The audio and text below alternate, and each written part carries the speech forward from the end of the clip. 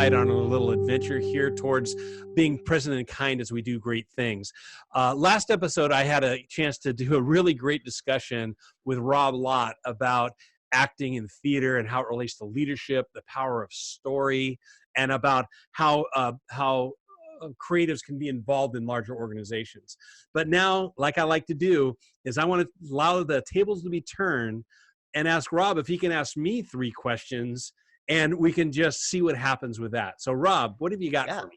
Okay, so this is a great opportunity. I'm excited about it. So let me switch it up, the format a little bit. Let me do 2 questions and a statement, but I want you to riff on the statement. Okay. So the first question, and these were questions that were life-changing to me.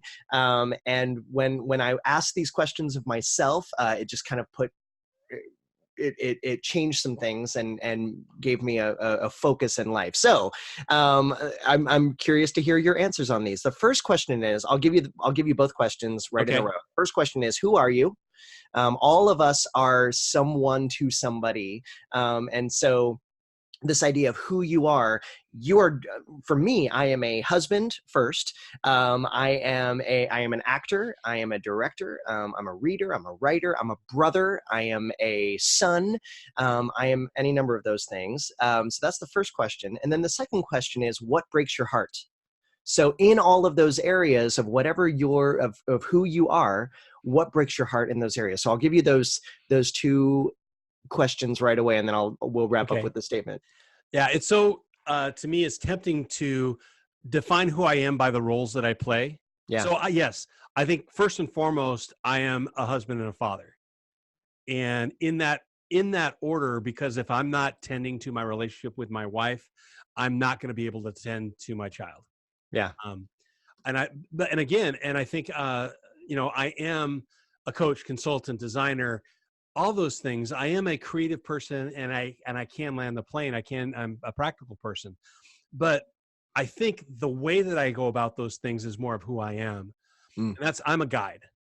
And I've done guiding both literally in the wilderness, but also as a coach and as a teacher, trainer, all that kind of stuff, because a guide points down the path, but can't take that path for you. So that's what I'm trying to do in a lot of ways is, who I am is I'm a guide that wants people to get to where they want to go. Okay. And sometimes the role of the guide is to help them define where you want to go. In fact, first you got to know where you want to go before you take a step on the trail. Yeah. You don't necessarily have to define the path, but you got to know what your destination is. Yeah. Even if that destination isn't a location, but that destination is a feeling, that destination is an accomplishment, that whatever it is, it doesn't mean that you have to, a destination doesn't have to be a CEO position or a certain amount of money. It could be a lot of different stuff. So as a guide, I can help people define their destination, also figure out where their starting point really is. Yeah. And then help them discover what's the path you need to take and how do you walk that path? So as a husband, I'm a guide and my spouse is a guide for me. Okay. If I'm not paying attention to her. My son, even though he'll be 6 in a month, man, it's so important while I'm guiding him down a path of manhood, of what it really means, a healthy perspective around that. I need to pay attention because he guides me to having new vision. Okay. If you haven't hung around little kids, just a simple example, snuggle bug is a common term so in the mornings he'll get up and he'll go in and be a snuggle bug with, whatever. The other morning he decided he's no longer a snuggle bug. He's a snuggle rhinoceros. Well, okay. And that a little less snuggly. Yeah. Well, they snuggle in their own way, and then it was shortened this morning. So now he's a snuggle rhino. Okay. I'm the snuggle bug and my wife is the snuggle kitty. Okay. And it's just these weird opportunities to open up your eyes to see things in a fresh, new way. Yeah. That's a guiding too. Yeah. So if it comes down to it, who I am, I'm a guide. Okay. I'm a guide in a lot of different contexts and a lot of different important contexts. I think, so you said what breaks my heart?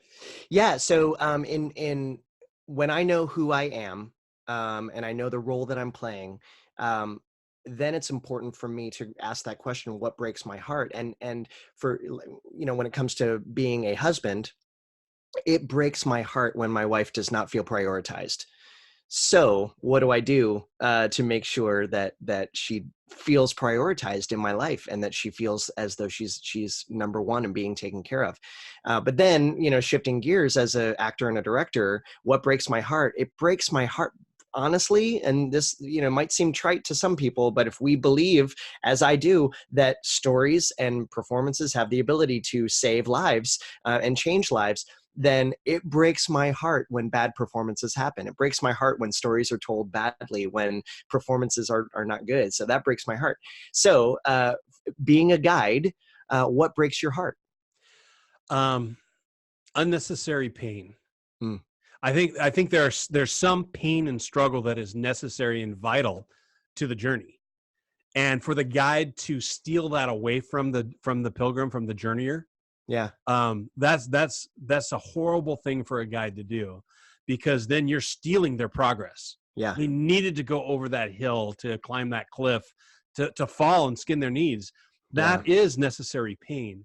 But so many of us, me included, inflict unnecessary pain from a lot of different sources. Sometimes it's unnecessary pain that has to do with self-perception, mm, the pain of the imposter syndrome, mm, um, yes, and helping people, guide people through and around that. Sometimes it's unnecessary pain of having unclear outcomes, and you end up chasing down everything, and you end up exhausting yourself and wounding yourself just because you don't know your reason, you don't know your why. yeah. So just top of the head, and I reserve my right to change my mind at any moment. um, I think what really breaks my heart is when people self-inflicted, well, any kind of unnecessary pain, whether it's self-inflicted or not. I think it's even more sad when it is self-inflicted. But man, it's and also it breaks my heart when people don't see a way out of it. Ha, So yeah. those are the things that So then, the last part is a statement for you to riff on a little bit. And I have a rule that I just, in life, just generally, I only have so much bandwidth for small talk, and so so that's where these kind of questions come from. Is I want to talk about things that matter. So we've talked about. Who you are. We've talked about what breaks your heart, and the final statement is fix it. So what do you feel that you, if I were to take that statement and turn it into a question, what are you doing to fix it for people, for yourself and for those that you guide? well, that's a great question, because number one, I don't think my role is to fix anyone or anything, Ah, and all that's why I'm a guide. I'm here to walk alongside you. And there's a great picture of what encouragement is. Parakletos. There scripture goes back to, I think it's Second Corinthians. Um, it says that, to uh, this idea of I can come alongside you and come alongside others because I've come alongside somebody else, or I encourage others and I've been encouraged. He uses the same word 5 times, which is parakletos, is the one who comes alongside, or to come mm, alongside. And yeah, there's different ways to come alongside people without stealing their journey from them. I can come alongside and put my arm around them as a word of encouragement. I can come alongside them and put their arm over my shoulder, and I can help them walk. I can yeah, come alongside them and kick them in the butt. yeah, I can come alongside and cheer them along, but I can't take the journey for them. yeah, So what am I doing to fix it? What I'm doing to fix this is realizing that it's not about me and fixing, it's about me coming alongside and encouraging and helping them gain clarity for themselves. Mr. Incredible was going off, and Mrs. Incredible responds to him, it's not about you. And that's my word to people who want to be coaches and consultants, is put you aside. yeah.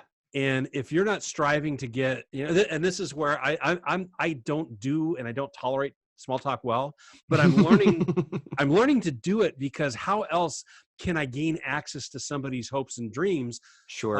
Especially nowadays, I'm wrestling with this on social media and in other places. I heard the phrase going, it's a deep ocean out there, so it's really hard to find people. And now there are sharks in the water. There's Mm, a lot of people out there who call themselves coaches and consultants. There's a lot that are really good, Yeah. But there's more in the social media world that aren't. Yeah. And there's a lot of blood in the water and a lot of suspicion out there.